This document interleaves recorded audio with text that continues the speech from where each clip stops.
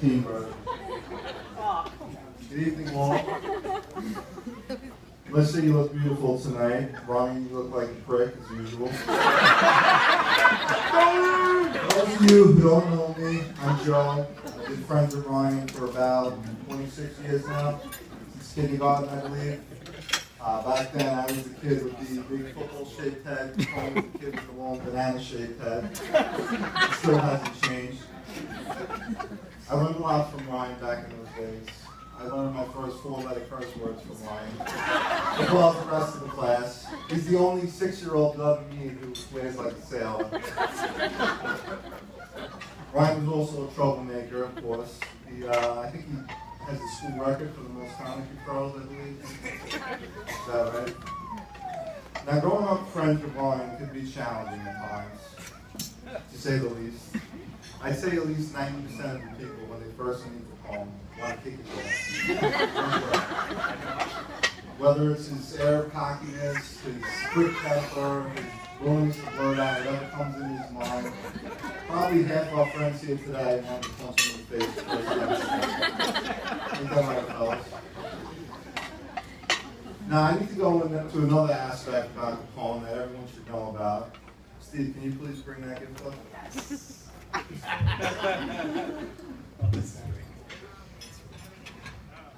Nothing bad. It's a present for your son.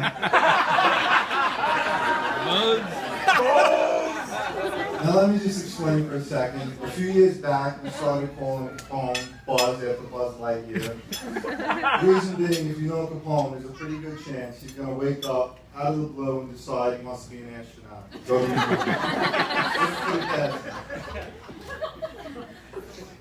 You see, some friends might refer to Ryan as a little eccentric, some definitely crazy, but I'm going to go with passion, all right? Now, let me just take you back to when you were kids. First it was sports. Ryan would, dive head first into sport, whether it be lacrosse, buy $300 worth of equipment. Next day, wake up, throw it all out, decide to football. Then maybe a month would go by, he decided he's going to be a wrestler. And then I think he was Brazilian Jiu-Jitsu for a couple of years. Right? Can't make stuff up. Now, around the age of 17, his passion was changed into his career choices, right? I think at first it was a chiropractor, I believe. Right? Everyone remembers that. I think about a year later it was an architect, right? Something like that. I think it was a construction project manager, Long Island Railroad, a cop, let's not forget the cop. I think most recently it's a civil engineer, right? I'm sure everybody can name about a half a dozen others. Landscaper, Joe. That's right. Now, it's not just sports and careers. Ryan has a habit of changing his passions when it comes to anything. I think Ryan's had about maybe half a dozen religious conversions of heart since I've known him. Okay. Some of you may remember a few years back, he actually sold a lot of his material possessions. Sold his TV, his stereo. I think you bought them. I'm kind of pissed I didn't get a piece of that. Of course, he woke up the next day and was back to the typical debauchery and drinking. No surprise there, it's just a classic Capone.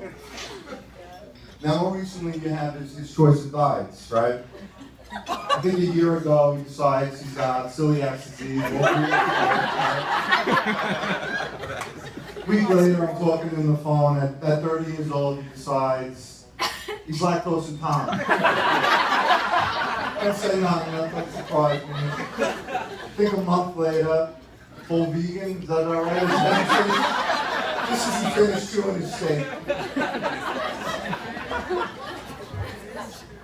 Now, in terms of career choices, there's one possibility up for Ryan. I think there's Rocky on Broadway.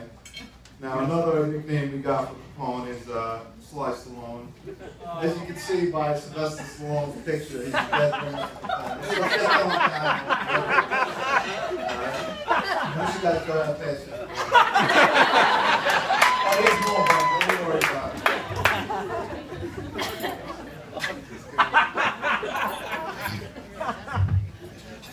All right, now despite all the idiosyncrasies. Good job.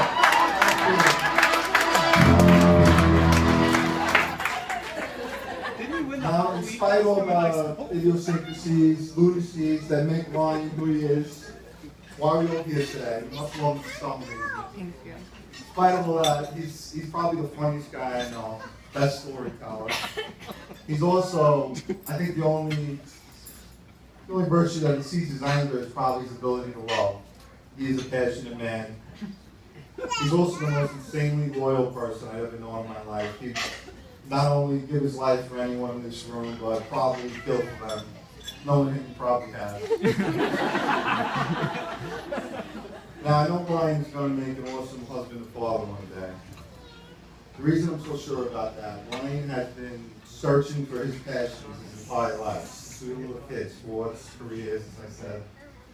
And now he finally found his true focal point in life, his vocation, and that is his beautiful wife, Melissa, and their soon-growing family. And I know Ryan's going to wake up every day, and all his passions, energies are now going to be going into how he can make his wife happy and support his family. Isn't that right, buddy?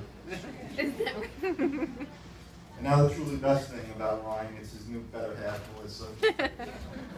Now, I knew there was something special about Melissa, not because of what Ryan says. I take that with a grain of salt. Yeah, he said she was beautiful, sweet, you know. That's so great. I knew she was special because of the changes she brought about in this man. He immediately started focusing on, what's important in life. He matured. And just as one example, his bachelor party a couple weeks ago, Ryan was completely obliterated by about 5 o'clock. Actually got pictures to prove it here.